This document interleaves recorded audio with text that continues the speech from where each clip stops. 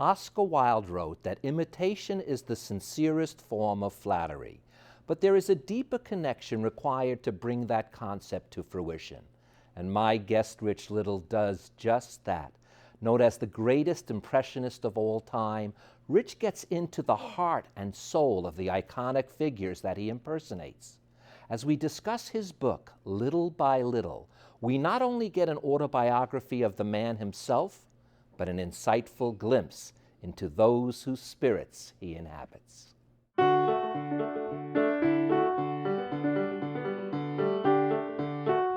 Between the Lines with Barry Kibrick is made possible in part by Sam Ash Music, a proud sponsor of Between the Lines with Barry Kibrick. Sam Ash has been serving musicians since 1924. To unlock your inner musician, information is available at samash.com. Rich Little, as you can tell by the crew's excitement and ours, it is such a pleasure to have you here on Between the Lines. I'm still alive, Barry. Alive and well, and I'm glad you're joining us. Thank you. I had somebody at my show last night. I'm at the Tropicana, you know, now in Las Vegas 5 nights a week. Somebody just last night said, oh, the wife and I wanted to catch you, Mr. Little, before you died. Well, let's hope that doesn't happen for a long time. Well, you wouldn't want to catch me after I died, you know. Well, by the way, how will you be made up? As one of your characters or yourself? I have no idea. Most of my act is deceased, actually. Oh, gosh. Well, that's what you told me earlier. At least we're not going to get sued today, that's for sure. I want to start by this because you yourself say these words. This is not a biography, but as I told you, I found a lot of insights into yourself through this book. But you also get to really know the people that you worked with and impersonated. And it's an interesting way to discover about you through the way you describe them. Yeah. I'm very fortunate that I worked with people that I admired as a kid, because I was a huge movie buff, and I love movies, I still do. But I had all my heroes as a kid. You know, I never dreamed that within 10 to 12 years I would be working with them and getting to know them, all the people that I idolized. It was astounding, but it happened. Well, you know, the first person that you did an impression on was Jimmy Stewart, and you called him the perfect American. Yeah. You had, and again, as I say, the insight to you is, you knew, and whenever I would even see the two of you on The Tonight Show, you had a relationship We did. That was very special. Yes, Jimmy was a very special person and a very nice man and a great sense of humor.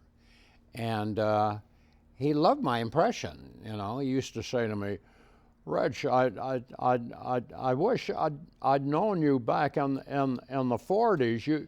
You could have dubbed a lot of my movies for me, and I could have made a lot more.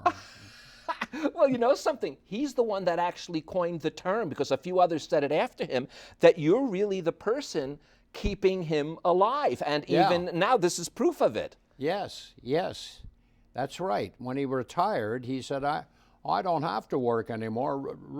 Rich Little does it for me.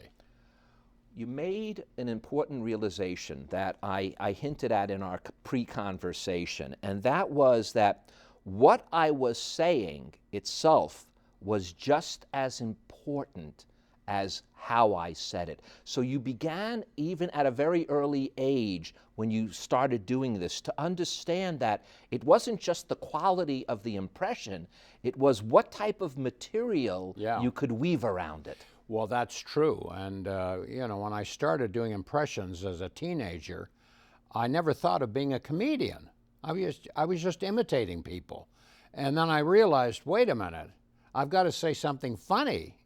So now I've got to get material, you know. At first I was just doing impressions, and as soon as somebody recognized the person I was doing, they would react. And then I'd go on to the next one.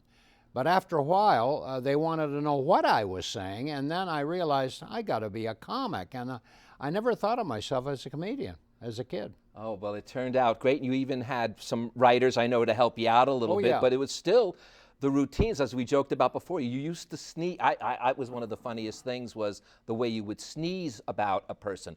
the John Wayne and the walk. I mean, I'm not going to ask you to do it here, but so many nuances you would capture that wouldn't be caricatures. That's what made it so good. Oftentimes impersonators do almost caricatures of their, in homage to their people, but yours was always, how can I say this, as if you imbibed their soul and spirit. Well, I think of myself as an impersonator more than an impressionist. An impressionist can give their impression of somebody. It can be exaggerated, it can be a cartoon, but I always went for the voice exactly the way it was. I didn't exaggerate it much. Some of the people I did were already exaggerated, like Nixon, you know. But by the way, you're still to this day, your Nixon is, as you say, that's, oh gosh, there's a story in there. Go ahead. I once did Nixon in front of him. That's what I wanted you to tell. Yeah, years ago down in San Clemente, I was invited to a garden party that Nixon threw. It's interesting when I think back because everybody in Hollywood was there and they were all conservative back then. Not today, but they were. I arrived at this garden party and there was my act. I'd never met my act before. They were all there. George Burns, Jack Benny, John Wayne, Glenn Campbell, Glenn Ford. I mean, all these wonderful people, and a lot of them I impersonated, were there. And then Debbie Reynolds, bless her heart, I miss Debbie, but I remember she grabbed me and dragged me around the swimming pool at the back of Richard Nixon and yelled out, "Mr. President, Rich is going to do you." Now, when Nixon turned around, what does that mean? Going to do you? He's going to shoot me or what? You know, he was like this. And I suddenly realized I've got to do Nixon in front of him. Everybody gathered around like, oh, this is going to be fun, right? So I started to do my Nixon in front of him. I don't know what I said. I was so nervous. But I started to do my Nixon, and I realized he didn't know who I was doing. and you know, he kept looking at me in this sort of puzzled look, you know. And he turned to Pat, his wife, and he said, "Why is this young man speaking in this strange voice?" And I thought to myself, good thing I've got my car parked north so I can get back to Canada because this may be it for me, you know. And I remember when I did that, and I got no reaction from him whatsoever. Nothing. And nobody clapped or did anything. And I remember George Burns came up to me and he said, "I was so nervous, I ate a flower." And John Wayne said, "Somebody get a rope," you know. Oh, gosh. Well, you know, it's funny because you said to also, the way you give yourself 3 shows that really helped your career. We'll get into them but in a moment or so. But the first one that you got to do was Judy Garland's show, but no rehearsal. And what ends up happening is, in a weird way, it was her relationship with one of the people you impersonate that really knocks her off. And it's her reactions, because you never rehearsed, that sells the whole show. And if you look at that today, I'm so young, but I look at that, I've got a DVD of it, and you look at Judy, you don't look at me for her reaction, because her reaction makes that spot, because she'd never seen me do it at rehearsal. She was never there. So what I'm doing all these voices, Alfred Hitchcock and Fred McMurray and, Lloyd Bridges, all these people that had never been impersonated before. And her reaction was great. But when I did James Mason, that's when she really came alive, because she loved James Mason, you know. And I did my James Mason, and of course, you know, they did A Star Is Born together, and they were great friends. And you could tell, because when I do James Mason, she just lights right up, you know. And it was James Mason that actually got me on the Garland show. When Mel Torme played a tape of all my impressions for Judy, she wasn't impressed. She said to Mel, "I don't like impersonators. It's not my favorite kind of entertainment." And he was floored, because he thought, oh, I'm going to get Rich booked on the show. Listen to this tape. she was not impressed. But when I did my James Mason, she said, book him on the show. Well, now I said there were certain shows that really brought you into the limelight. One of them, Dean Martin's Comedy Roast. Yeah, I didn't know this till recently, but I looked it up. I was on more roasts than anybody. I wouldn't have thought that. I thought Rickles was on more than I did, but I did more roasts than anybody. And I think the reason was, if they had 5 people, at least 5 people on the dais that I could imitate, they would book me on the show. Because what they like to do was, when I would imitate somebody, you know, they always want to cut to a shot of their reaction. And that always is great, because, you know, people generally like, you know, impersonations, and especially doing them. And that was why I did so many roasts. I could imitate a lot of the people on the dais. Now, here's where I say we get some insight into you through the insight you give us about people. And in Dean's case, you let us know that his persona that the public knew was very different than the real man's persona. And in a sense, I got to know that you obviously are very observant of those little nuances in all people. Yeah, this is very true. This is very true. And sometimes when you meet them in person, you get a different sort of impression of, you know, the way you see them on the screen might not be the way they are in real life. So that sometimes helped, you know. Well, as I said before, though, and you mentioned it too, his spirit seemed to have left him, especially after his son died so tragically. And I mention that because of the empathy that you showed for him in it, which I think, again, shows a lot about you. This is a biography, even though as it's told through these other people. But I still think what you do is you do capture an essence of them. You seem to be able to figure out what's in their soul almost. I don't know how to describe it, but it's very different watching your impressions of people. Yeah, well, I try to do it from the inside out, you know, become the person for that moment I'm doing it on stage. I mean, sometimes I will actually think I am Johnny Carson when I'm doing them. I can really get into Carson, and sometimes it's frightening because I will leave the stage, go to my dressing room, and subconsciously I will find myself writing out an alimony check. You know, now that's being Johnny Carson, you know. Or I do a great Dean Martin, they have to carry me back to the dressing room, you know. I mean, if you really get into the character, you know, you really convince yourself that you are them. But you know? they also get into you, and Carson's the perfect example. For the longest time, you were one of the only people that would sit in his chair when he was gone. He used to do a repeat. And you were, I don't know if you were the first, but you were one of the very few that actually substituted for him. He felt, I guess that's what it is. I think when you do an impression of people, they feel safe within you. It sounds funny, but a man who you've imitated forever, Johnny, why would he let you host his show if he didn't feel safe within your hands? I guess Johnny was a very complex person. He was not terribly friendly, not terribly outgoing or hospitable. He was very within himself. He was a very insecure man, actually, Johnny Carson.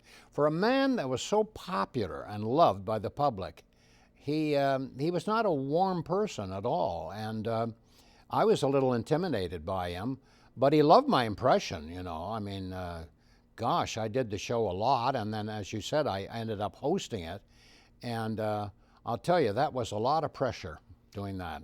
You know, another person that you just talked about who you almost didn't understand, it was Frank Sinatra. You could not really get a grip on how someone so beloved, so famous, could be so moody and irritable. Yeah, you had to watch it with Frank. If you could make Frank laugh, you were usually accepted by him. He liked people that made him laugh. That's why he liked Don Rickles and Johnny Carson. He liked Charlie Callis. He liked Foster Brooks. He liked Red Buttons. You know, I mean, people that made him laugh, he was drawn to. And Bing Crosby was the same way. Now, we go in the opposite direction when we talk about Jack Benny. And your words were, he was the greatest of them all. Jack Benny was love. Well, yeah. I think of all the people I knew, well, Jimmy Stewart was very beloved too, we know that. And, Jack Benny was a sweetheart. I mean, he was so down to earth and so nice to me, and oh my gosh. I can still remember Jack Benny. I would be performing in Vegas, and I would come into the Sands Hotel like at 3 in the morning. You know, we'd all have breakfast after the show was over and stay out late. And I remember coming back many nights, and there was Jack at the nickel machine, playing nickels at 3 in the morning at the Sands. I said, Jack, what are you doing? He said, I'm gonna stay here until the string breaks. You know. But he was a lovely man. I just loved Jack Benny. Well, you seem to really have a real special relationship with him. And then when George Burns would step in, the three of you seems like it was magic. Yeah, well, George and Jack were very, very close, you know. I mean, and they did gags on each other all the time, you know. Oh, the stories. There are a lot of stories about how George would put Jack on, because Jack would fall down on the floor with Jack. I mean, George would. I mean, you know, simple things too, you know. I remember once he said, we were at a party, and Jack Benny got up and he went up to the fireplace, and on the mantle he took a cigarette out of a cigarette box, and he got a match, and George said, hold it, everybody. Jack is going to do the famous match trick. Set him up right then and there. And Jack didn't know what to do, and he lit the cigarette, and George said, oh, new finish. Well, that's silly things like that. But that's the thing that, at least amongst a certain group, there was a true camaraderie where you can, and you take us, even as I say, you're talking about them, but you get a chance to sense that you felt that camaraderie. You were part of this troupe that you've really, from a very early age, that's what you wanted. Well, I think the voices I do best are the people I admire the most. I really think of that, because those are the people I'm interested in. That's why I was such a fan of Jimmy Stewart's, you know. I mean, not just because he had a great voice to impersonate, but because I got to know him. And then the impression got better. And Jimmy had such a great sense of humor. He said to me one day, he said, Rich, you have no idea, the people that drive up and down my street, they've got a map of where the stars live. And every day there's people going by. And he said, one day a truck pulled up, and they put a rug down on or a blanket down on the lawn, and they proceeded to have a picnic on my lawn. And they brought out chicken and wine and salad and everything. I said, Jim, did you tell them to get the hell out of there? Well, no, I couldn't do that. Well, did you call the police? Well, no, they looked like a nice family. I couldn't do that. Well, what did you do? He said, well, I just went around the back of the house and turned the sprinklers on. Isn't that funny? Oh, gosh. Can you imagine? Boy, I bet they left in a hurry, huh? Oh. He said, yeah, we had some leftover chicken, actually. And I bet you, knowing the kind of man he was, he didn't really do that. What do you think? He might have. He might have, really. Well, if you think about it, he wasn't being mean or anything. They don't know where the water came from, so they couldn't say he did it, you know. Oh. I remember another time I was over at Jimmy's, and he was walking me to my car, and a tour bus pulled around the corner, and they're all gawking out the window, all these people, and the bus driver said, look, there's Jimmy Stewart coming out of his own house with Rich Little is with him. And he said, Jim, what is Rich Little doing over at your house? And Jimmy, just like that, said, he comes over once a month to get his batteries recharged. Oh, gosh, the fast wit, the fast Well, wit. Reagan had a fast wit too, you know. Oh, well, tell that, because I'm going to save one of those Reagan stories for Reagan, our later part. Reagan loved humor. Every time I went to the White House, I'd have to have a joke for him. He wanted a joke. And, you know, I don't tell a lot of jokes, but I would go with a joke and give it to him. Well, you said with him, in fact, is when you also realized, you probably realized this before, but he defined it, I guess, the best. And that was, you always needed to find that one little hook. And in his case, it was, Well, yeah. well, I remember when I first met him, I said, you know, Mr. President, the key to doing you is to say, well, and look down.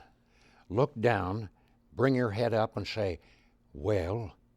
And I said, well, why did you always look down? You know what he said to me? Well, Rich, you'd look down too if you owned a horse ranch. You see, he was quick. He was quick. And he thought like a comic. He really did. I remember one day, we talked a lot about movies. When I would perform at the White House, we would get together after everybody had left, and I would talk to him for an hour or two about movies. And I remember once I said to him, Mr. President, one of my favorite movies is Casablanca, and I've read a lot about it. And is it true, I read somewhere, that you were the first choice to play the lead in Casablanca? Is that true? He said, I don't think so, Rich. I think right from the start, they were set with Ingrid Bergman. Isn't that funny, right? And I said, no, I was thinking of the part of Rick that Humphrey Bogart played, Richard Blaine, you know, I was thinking of that part.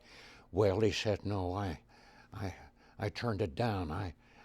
If I'd done Casablanca, I never would have done Bedtime for Bonzo. Oh, gosh. Well, of course, that led him to all his fame. Bedtime for Bonzo. He said, I like making that movie because I'd spent a lot of time in the Senate, so I was used to working with chimps. See, he was quick, Reagan was. I'm going to end with this one because I had his wife on my show, Diane Cannon, and she is such a lovely person. Is she? And she really is. That's and the nice. both of you speak of Cary Grant, her husband, and you with such awe, literally, as you say, he was a class act. Yeah,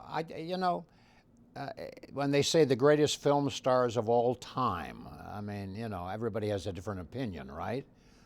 I think AFI picked Humphrey Bogart. I think he's one of them. But I would say either Jimmy Stewart or Cary Grant were the greatest movie stars of all time. I mean, Cary had such class, and he never really seemed to do anything wrong, did he? The way his takes and the tilt of his head and his timing, I mean, he was incredible to watch, you know. And I would ask him a lot about his movies, and he'd always say to me, "Oh no, Rich, I don't want to talk about movies. Let's talk about things that are important. I don't want to talk about movies." And so we get on to something else, and then sure enough, 10 minutes later, we're talking about movies again. And then he'd say, no, I don't want to talk about movies. And then we talk about something else. Back we go to movies, you know. It was amazing. He had such charm, you know. I mean, he was a very complex person. We know he had a few problems in his life, but the thing about Cary Grant was because he's so suave and sophisticated, and to see Cary Grant chuckle, I mean, he would giggle. He would come and see my show, and he'd be giggling, you know, and this sort of, wait a minute, Cary Grant wouldn't giggle, and then you'd think he would drink champagne or something, you know, and he's drinking beer, you know, and it just, you say to yourself, wait a minute, Cary Grant wouldn't drink beer, would he? I don't know, you know.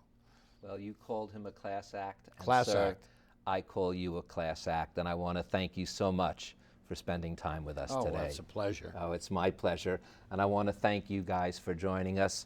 Now, before we go, I'd like to leave you with these words that Cary Grant actually said about Rich Little. What you do out on that stage for an hour and a half, you make people forget their troubles, and you bring back all those wonderful memories and laughter, and it is the best medicine for anybody. I'm Barry Kibrick. Between all your memories, find the laughter, for it is the best medicine. Thank you so much, Richard. My pleasure. To connect with Barry, like him on Facebook and follow him on Twitter at Barry Kibrick. And to contact Barry directly, view past episodes of Between the Lines, and read his weekly blog, visit us at barrykibrick.com. Between the Lines with Barry Kibrick is made possible in part by Sam Ash Music, a proud sponsor of Between the Lines with Barry Kibrick. Sam Ash has been serving musicians since 1924. To unlock your inner musician, information is available at samash.com.